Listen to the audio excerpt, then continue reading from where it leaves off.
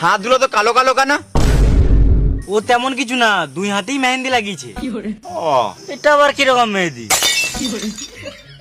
এটা আলাদা মেহেন্দি, এটা বিদেশ থেকে করিয়ে এনেছি। বিদেশের মেহেন্দি? বড় লোকের বড় বড় ব্যাপার, বুঝলে? তাই নাকি? হাতে বাটি কেন? মুভিতে চান্স পেয়েছে, কান্নার অ্যাক্টিং আছে, ওই জন্য প্র্যাকটিস করছে। তোমার নামটা বলে দাও তো। ইট ইজ কিউট অ্যাঞ্জেল প্রিয়া।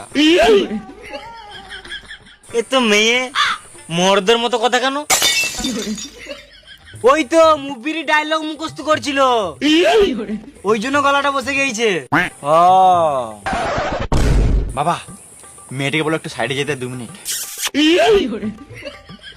আজও বল কুটকুটি ছেলে তো, বিয়ের আগে এইসব কিছু হবে না। ঢ্যাম না জিতি ছেলে আমার। বেশ বেশ, ওইসব বাদ দাও। বিয়ের এবারে পনের ব্যাপারে কিছু কথা বলা হোক নাকি? বেশ প্রিয়া, তুই এখান থেকে যা। আমি তো বেশি কিছু দিতে পারবো না। ও পনের ব্যাপারে চিন্তা করে লাভ নাই, আমরা বেয়াই বেয়াই পরে বুঝে নেবো। তোমরা তো বেয়াই বেয়াই বুঝে নিবে। আমি যে তোমাদের বিয়েটা লাগিয়ে দিলাম, তো আমাকে কিছু দাও। দিলাম তো ঢুকার সময় 10 টাকা। বেশ, যাওয়ার সময় আমারও কাছে 10 টাকা নিয়ে লিও।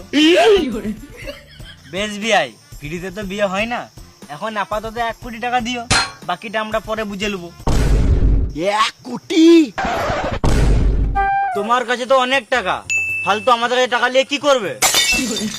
আমার একটা সাদের চাঁদের টুকরো মেয়ে, তোমাদেরকে তো দিয়ে দিছি, টাকা না দিলে হবে? ঠিক বলেছে, একটা সাধের মেয়ে, টাকা দেওয়া উচিত।